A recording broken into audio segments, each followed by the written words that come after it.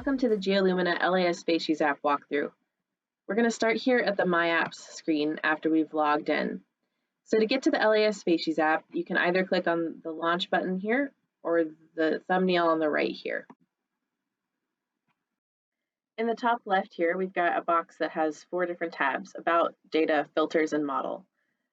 The About tab gives you a walkthrough of how the app works, and there's a link for learning about Gaussian mixture models, which is what we use in this app. If you want to learn more about what they are and why we chose them, click on this link. To get started, we'll click on the data link to choose which data set we want to use. So we can select one of our default data sets from the drop-down, or you can upload your own LAS file by dragging and dropping onto this orange button or clicking the orange button to find a file and upload it. I'm going to select one of our default data sets, LazyD.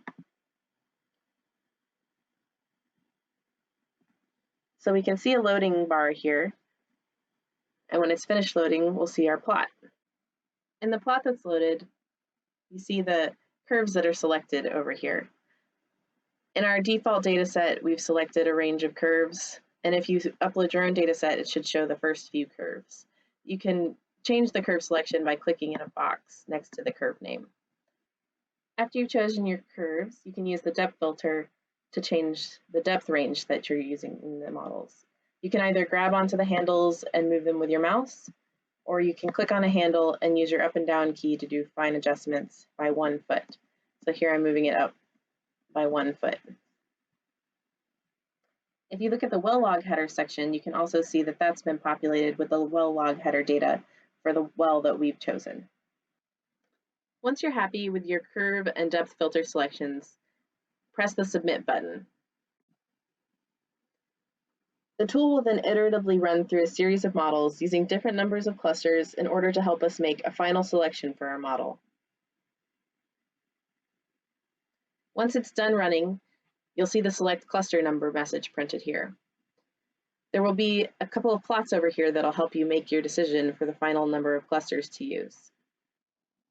If you want to read an in-depth explanation of how to use the AIC and BIC plots to help cluster selection, please see our help article by clicking this link. Generally, the AIC prioritizes complexity and the BIC prioritizes simplicity. In this example, we'll use 5 clusters.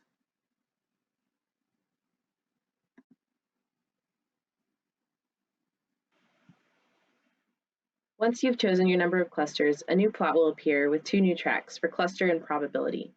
If we zoom in, we'll see the color assigned to each depth that corresponds to the cluster number assigned. The probability track shows us the probability that that depth belongs to each cluster, with yellow being 100%, blue being 0%, and the colors in between showing you different probabilities.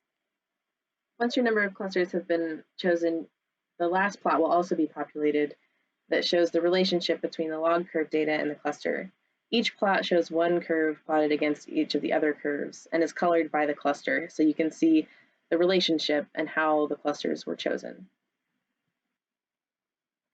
If you want to request any additional features or report a bug, we've got buttons at the top of the page that will let you do that. These buttons will link you to an external form that will let you either report a bug or request a feature. We hope you've enjoyed using our app, and thanks for watching today.